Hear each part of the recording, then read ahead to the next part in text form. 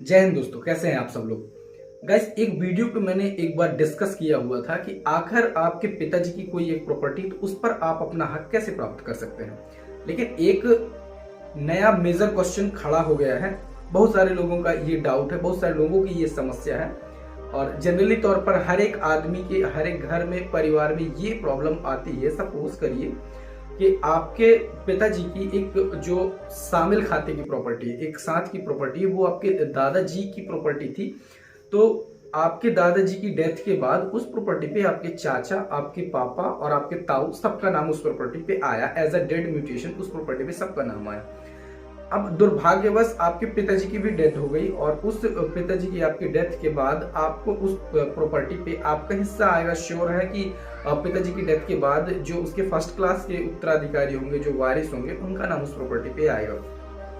आपके ताऊ और आपके चाचा की मिली भगत से उस प्रॉपर्टी पे आपको हिस्सा नहीं मिल पा रहा है, या फिर आपको उस प्रॉपर्टी के डॉक्यूमेंट्स की जरूरत है और आपको डॉक्यूमेंट्स नहीं मिल पा रहे। ऐसी सिचुएशन को कैसे हैंडल करेंगे? ऐसी सिचुएशन में उस प्रॉपर्टी में अपना नाम कैसे आप दर्ज कराएंगे, या फिर अगर आप पार्टीशन कराना चाहे उस प्रॉपर्टी का, अगर उस प्रॉपर्टी का बंटवारा कराना चाहे तो कैसे कराएंगे? अगर आपके चाचा ताऊ इसमें आपका साथ नहीं दे रहे हैं, या फिर आपके चाचा और ताऊ के द्वारा उस प्रॉपर्टी के डॉक्यूमेंट्स तक आपको सर्व नहीं किए जा रहे, नहीं प्रदान किए जा रहे, तब आप कैसे इस प्रॉपर्टी में अपना हक लेंगे? अपने पिताजी का हक कैसे चैलेंज करेंगे? कैसे आप अपने पिताजी के हक के लिए लड़ाई लड़ेंगे, अपने हक को कैसे आप अर्जित करेंगे? आज की इस वीडियो पे मैं बताने वाला हूँ। हेलो दोस्तों, मैं हूँ चंद्रभान चक्रवर्ती और आप देख रहे हैं अपना YouTube channel Tech Revenue. Legal, property और किसी भी जनरल प्रॉब्लम से रिलेटेड सॉल्यूशन के लिए हमारे चैनल पर कंटिन्यू वीडियो आते रहते हैं। आपको रिकमेंडेशन है कि चैनल पर नए हैं तो सब्सक्राइब जरूर कर लीजिए और वीडियो को एक लाइक जरूर दीजिएगा, दोस्तों के साथ शेयर जरूर करिएगा। चलिए चलते हैं वीडियो की तरफ।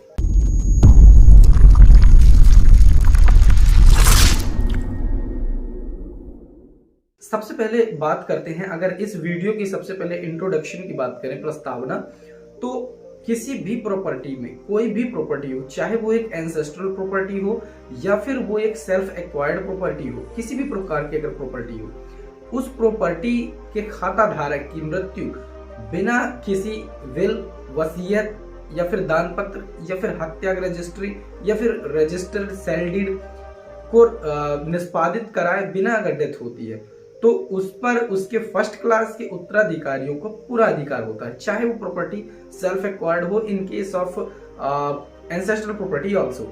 तो अगर आपके दादाजी की जो प्रॉपर्टी थी, उस दादाजी की प्रॉपर्टी की डेथ के बाद, दादाजी की डेथ के बाद आपके चाचा, ताऊ और आपके पिताजी के नाम पर वो प्रॉपर्टी आई। अब दुर्भाग्यवश आपके पिताजी की भी डेथ हो गई। अब उस प्रॉपर्टी पे आपका नाम, आपके भाइयों का नाम, आपकी माता का नाम, आपके पिताजी के नाम पर आना चाहिए।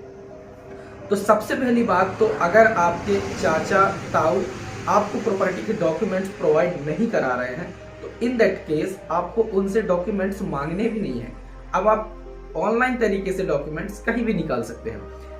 अब हर एक स्टेट की साइट पे ये फैसिलिटी प्रोवाइड है कि आप अगर पुराने रिकॉर्ड्स चाहें तो पुराने रिकॉर्ड्स निकाल सकते हैं, सर्टिफाइड कॉपी, और अगर आप चाहें कि आपको वर्तमान रिकॉर्ड चाहिए तो आप वर्तमान रिकॉर्ड की भी सर्टिफाइड कॉपी वहां से निकाल सकते हैं।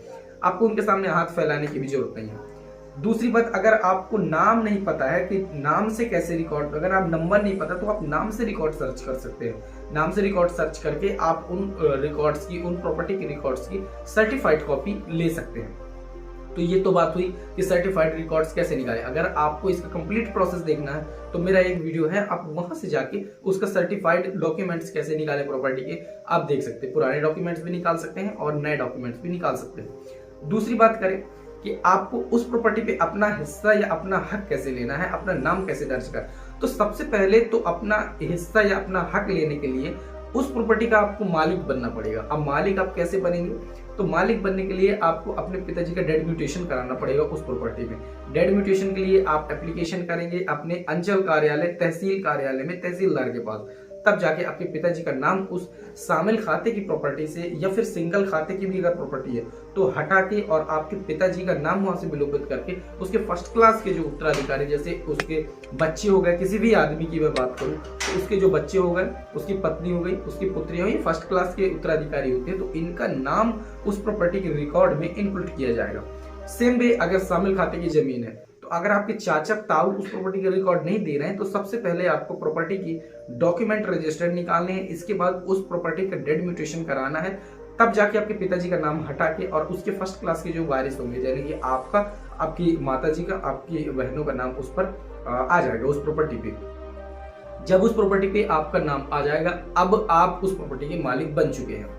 प्रॉपर्टी का डेड म्यूटेशन होने के बाद अब आपको क्या करना है, उस प्रॉपर्टी के पार्टीशन के लिए केस लगाना है, केस फाइल करना है। केस आप कैसे फाइल करेंगे, आपको ये केस फाइल करना है अपने तहसील कार्यालय में, अपने तहसीलदार के पास या अंचल कार्यालय में। यहाँ पर आप प्रॉपर्टी पार्टीशन का केस फाइल करेंगे।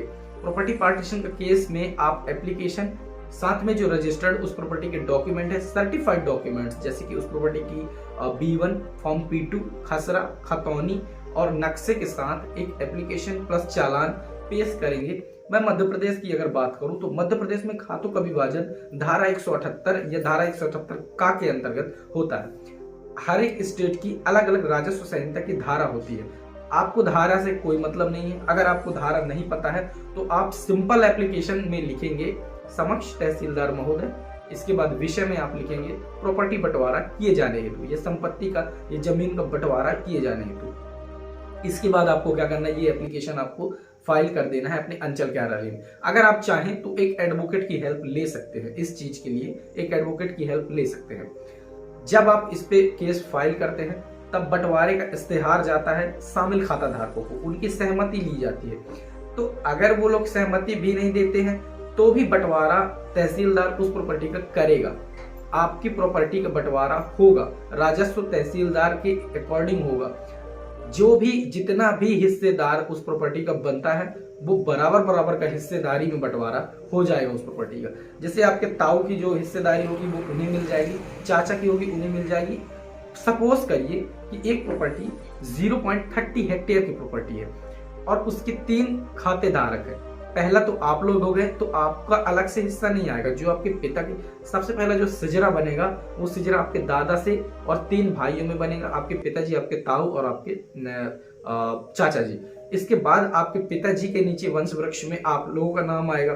तो प्रॉपर्टी 3 भागों में पहले बटेगी 10-10-10-10 हेक्टेयर, 0.10 हेक्टेयर, 0.10 हेक्टेयर, 0.10 हेक्टेयर। अब 0.10 हेक्टेयर में जब बंटवारा होगा तो ये प्रॉपर्टी 0.10 हेक्टेयर जो आपके पिताजी की थी वो आप लोगों के हिस्से में आएगी, 0.10 हेक्टेयर आपके चाचा के हिस्से में आएगी और 0.10 हेक्टेयर आपके ताऊ के हिस्से में आ जाएगी। जब प्रॉपर्टी 0.10 हेक्टेयर आपके हिस्से में आ जाती है, इसके बाद आप उस प्रॉपर्टी के मालिक बन जाते हैं। अलग आपको प्रॉपर्टी का रिकॉर्ड हो जाता है। अलग प्रॉपर्टी के रिकॉर्ड में आप सभी भाइयों का, बहनों का और आपकी माता जी का नाम आ जाता है। इस प्रकार से आप इस प्रॉपर्टी का पार्टीशन करा के मालिक बन सकते हैं। अगर आपके चाचा, ताऊ या फिर शामिल खाता धारकों के द्वारा प्रॉपर्टी नहीं दी जा रही है आपको, तो आप पार्टीशन का केस फाइल करें। सबसे पहले उसके मालिक आप बने। मालिक बनने के लिए आप उस प्रॉपर्टी पे अपना नाम दर्ज कराएं। पिताजी के नाम पर प्रॉपर्टी है तो अपने नाम पर लाएं, डेड म्यूटेशन कराएं, तब जाके आप उस प्रॉपर्टी के मालिक बन पाएंगे। प्रॉपर्टी के रिकॉर्ड्स नहीं दे रहे हैं, सेकेंडरी मेथड है, नहीं दे रहे हैं कोई दिक्कत नहीं। आप ऑनलाइन तरीके से निकाल सकते हैं, ऑफलाइन तरीके से सर्च करके निकाल सकते हैं। आज के टाइम पे तो लैंड बुक की भी ऐसी फैसिलिटी हो गई, ऋण पुस्तिका जो होती है उसकी फैसिलिटी जो होगी कि भाई मत दीजिए आप हमें लैंड बुक। अब ऑनलाइन तरीके से लैंड बुक जारी हो रही, तो आपको करना क्या है, सबसे पहले ऑनलाइन डॉक्यूमेंट्स आपको सर्च कर लेने, नाम से, खसरा नंबर से, ग्राम वार सर्च हो जाता है। तो ये सारी प्रोसेस आपको करनी है, तब जाके आपकी प्रॉपर्टी आपके नाम पर आ पाएगी। सो गाइस, अगर आपको वीडियो पसंद आई हो तो वीडियो को लाइक कर दें, दोस्तों के साथ शेयर कर दें, चैनल पे नए सब्सक्राइब कर लें। आपके मन में कोई डाउट है तो कमेंट सेक्शन में कमेंट करके पूछ सकते हैं बेझिझक। मिलते हैं नेक्स्ट वीडियो में, तब तक के लिए जय हिंद।